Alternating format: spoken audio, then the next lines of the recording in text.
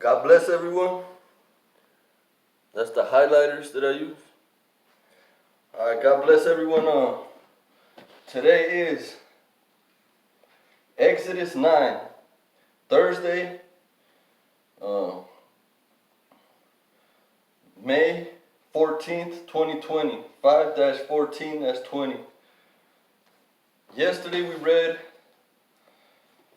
Exodus 8. God strikes Egypt with a plague of frogs. The Pharaoh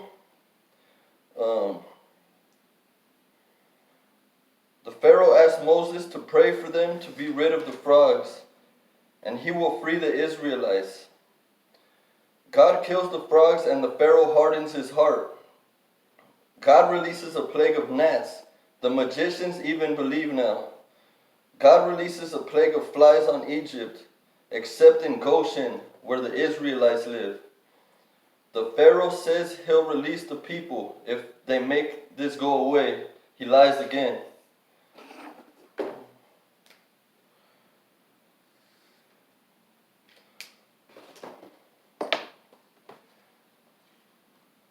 Alright, so now we're on Exodus 9. The plague on livestock. Then the Lord said to Moses, Lord's words, "Go to Pharaoh and say to him, 'This is what the Lord, the God of the Hebrews, says. Let my people go so that they may worship me. If you refuse to let them go and continue to hold them back, the hand of the Lord will bring a terrible plague on your livestock in the field, on your horses, donkeys, and camels, and on your cattle, sheep, and goats.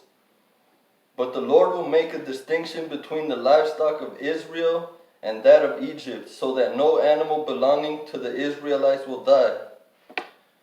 The Lord set a time and said, 'Tomorrow the Lord will do this in the land.'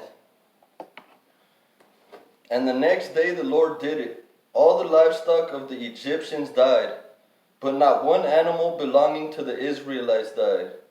Pharaoh investigated and found not even one of the animals of the Israelites had died. Yet his heart was unyielding, and he would not let them go. The plague of boils.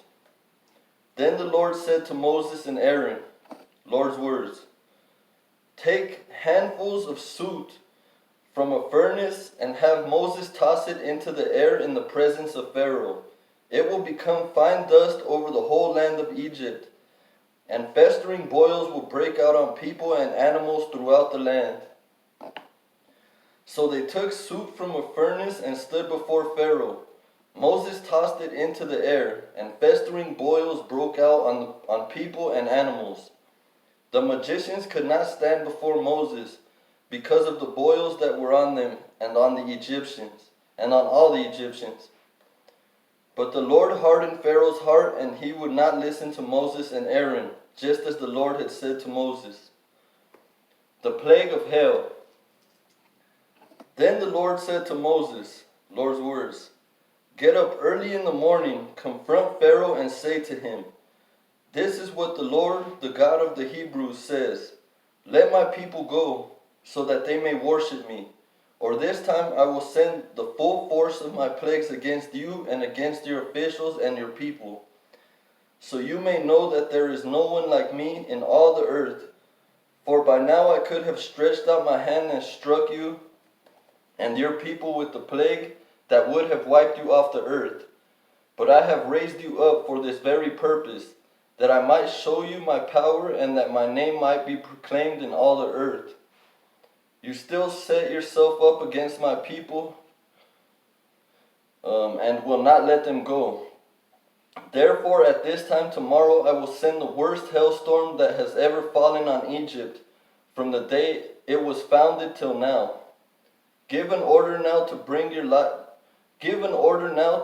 livestock and everything you have in the field to a place of shelter, because the hail will fall on every person and animal that has not been brought in and still out on the field, and they will die.'"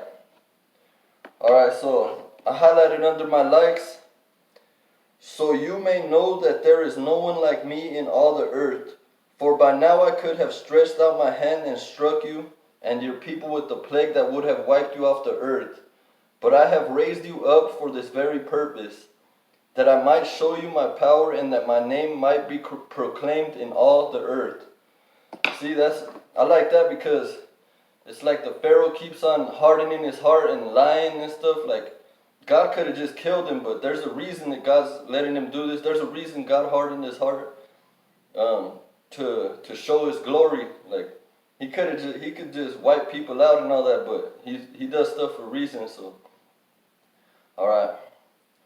Those officials of Pharaoh who feared the word of the Lord hurried to bring their slaves and their livestock inside. But those who ignored the word of the Lord left their slaves and livestock in the field. Then the Lord said to Moses, Lord's words, stretch out your hand toward the sky so that hail will fall all over Egypt, on people and animals, and on everything growing in the fields of Egypt. When Moses stretched out his staff toward the sky, the Lord sent thunder and hail, and lightning flashed down to the ground. So the Lord rained hail on the land of Egypt. Hail fell and lightning flashed back and forth. It was the worst storm in all the land of Egypt since it had become a nation.